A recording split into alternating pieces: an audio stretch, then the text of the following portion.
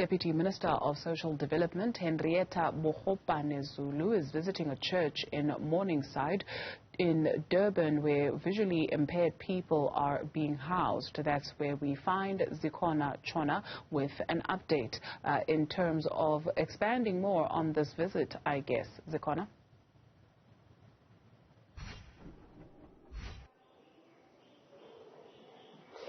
Certainly, Didi, last week we saw visuals coming out of Jep Home for the Blind that was disrupted and destroyed as a result of the flooding.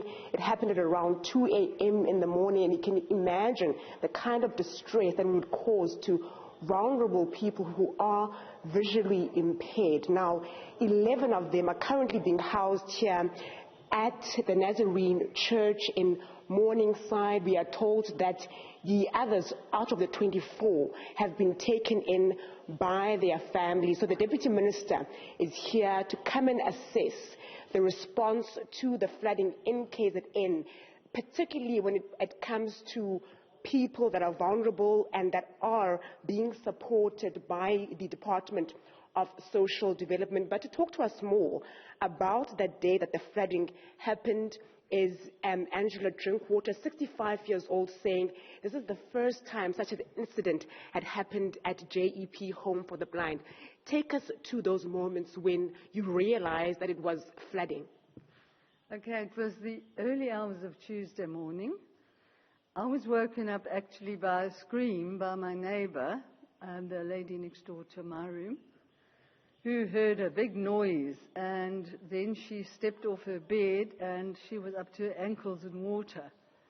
And we realized that there was a tree broken down outside our windows.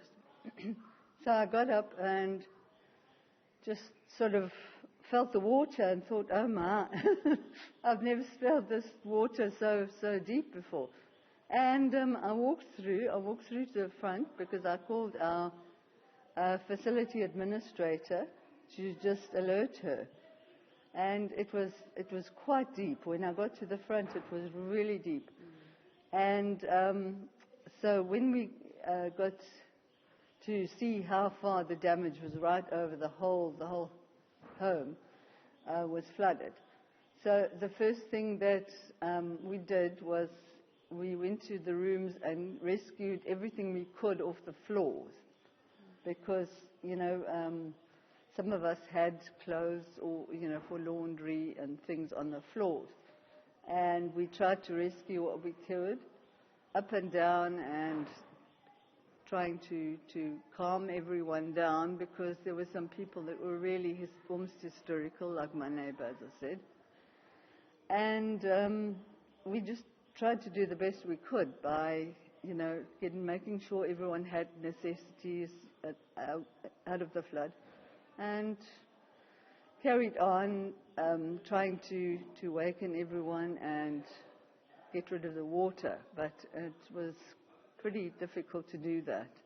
How has it been here at the church? How is the help and support that you've received from the community? Absolutely wonderful. It really has. The church people here have just opened their hearts to us in such a big way. We have been treated well.